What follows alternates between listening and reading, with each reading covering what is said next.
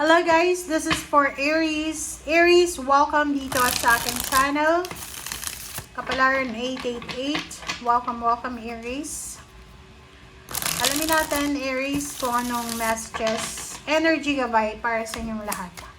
Alright, so this is for the first week of March. Okay, first two cards tayo Aries. Nakikita ko sa'yo this first week of March. Possible, are you married? Kasi kung may asawa ka, may anak, posibleng mag-away kayo ng iyong karelasyon, ng iyong asawa. Pwedeng magkaroon kayo ng misunderstanding, pwedeng magkaroon kayo ng miscommunication. Nakikita ko sa'yo dito,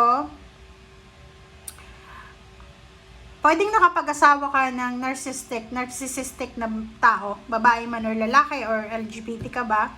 Or kasi parang nakikita ko sa'yo dito na kailangan mo daw na ipaglaban ang karapatan mo sa pamilya mo, sa anak mo, parang ganon. So, hindi ko alam kung bakit ganito yung messages mo. Parang may gulo, merong gulo sa pamilya mo. Merong problema ka na posibleng pinagdadaanan sa ngayon. Okay?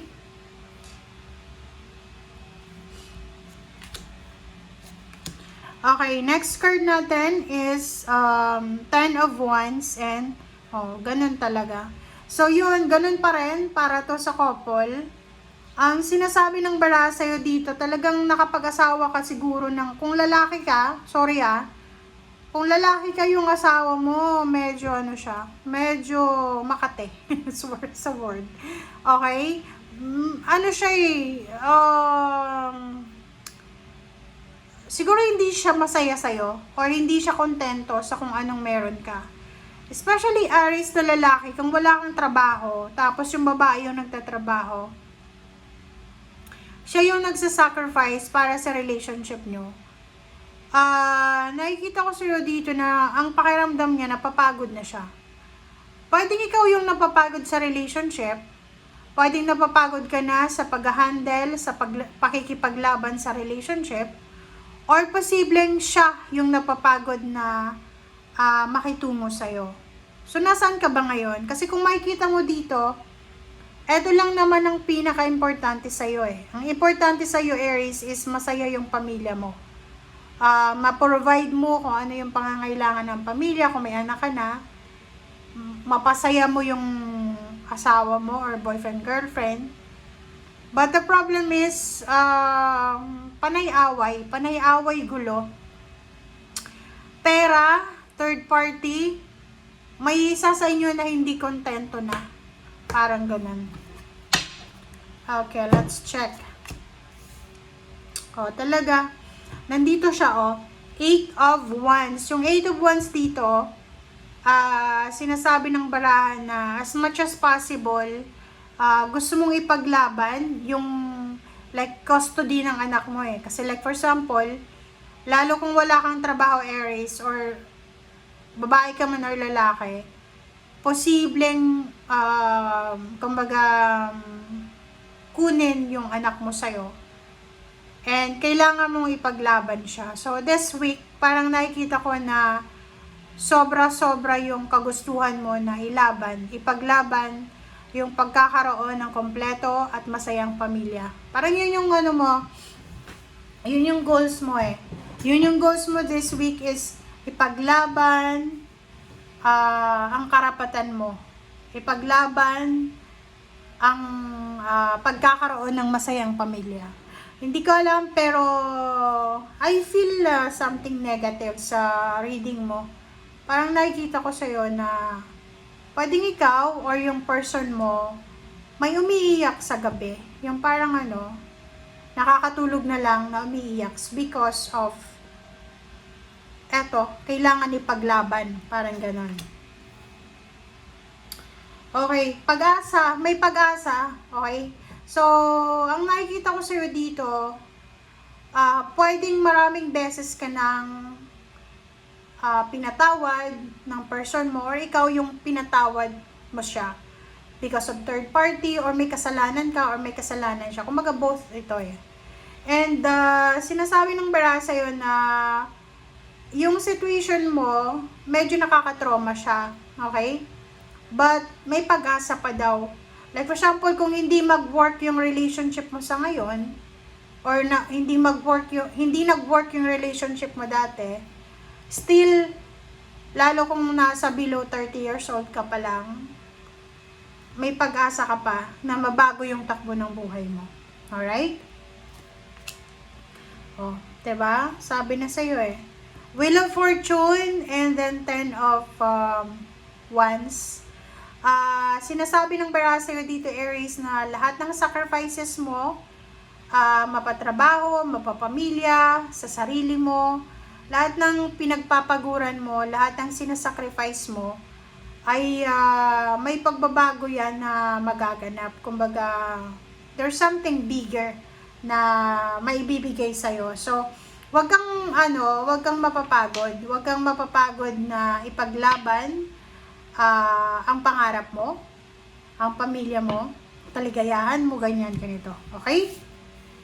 So, sinasabi sa'yo ng Wheel of Fortune dyan na may mangyayari. So, if ever lang na nahihirapan ka ngayon na ipaglaban yung pagkakaroon ng stable and secured na family, stable and secured na trabaho, sabi ng bara sa'yo, huwag kang mag-alala, bilog ang mundo. Okay? Bilog ang mundo, hindi mo dapat i-judge yung kasalukuyan mong situation kasi naandyan ka. Kasi talagang bilog ang mundo eh. Umiikot ang buhay eh. Hindi natin pwedeng i-judge yung kung ano man ang laman ng wallet mo ngayon. Hindi ibig sabihin na hanggang bukas, makalawa, ganyan pa rin. Unless na hindi ka kikilos. Okay? Okay. So, nakikita ko sa'yo dito na sorry ha, ano to? This is general. Pwedeng maka-resonate ka or pwedeng yung iba. Babae ka man or lalaki, ano man ang gender mo, if you are in a relationship, especially yung may mga anak na, kasal or hindi pa kayo kasal, live-in partner, yung person mo, may nag-o-offer sa kanya ng love life, and medyo nag-o-offer din ng pera. Yung parang, inu-offeran siya na, hiwalayan mo yung asawa mo, and ako nang bahala sa'yo. Parang ganon. Parang ganon na, mala teleserye na approach yung message na to. Tingnan mo. Hindi lang love life yung ino-offer eh. 'Di ba? Hindi lang love life, pati pera.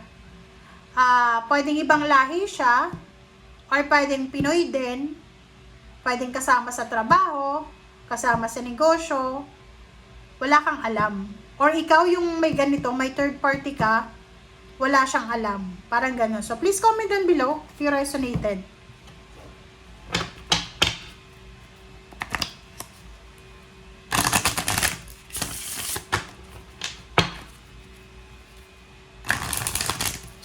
Oh, sorry.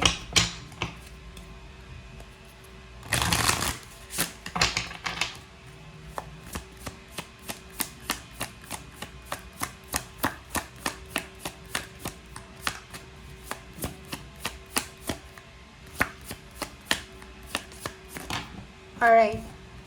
So, there's so much cards. Pero kunin natin lahat. Happy family, oh. 'Di ba? Ito lang naman yung importante sa'yo eh. Happy family, 10 of cups. So, ito yung pinaka-focus mo. Ito yung parang purpose mo sa buhay eh. Wala kang ibang wini-wish. Hindi ka naman nagwi-wish ng na yumaman, maging sikat, or maging milyonaryo. Kasi yung wini-wish mo lang is maging masaya. Okay? Meron kang takot dito na nakikita ko ngayong linggong ito, you're afraid.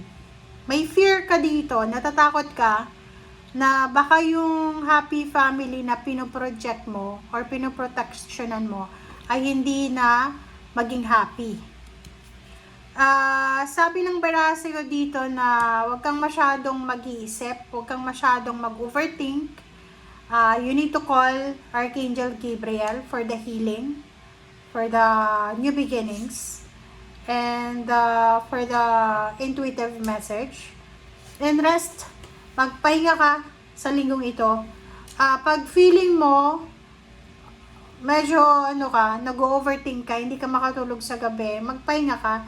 And make sure na iwasan natin magbisyo. Okay? Sigarilyo, inom, impluensya ng yan. Kasi talagang hindi ka makakapag-isip ng tama. So, nakikita ko sa'yo dito, ngayong linggong ito, nangangailangan ka ng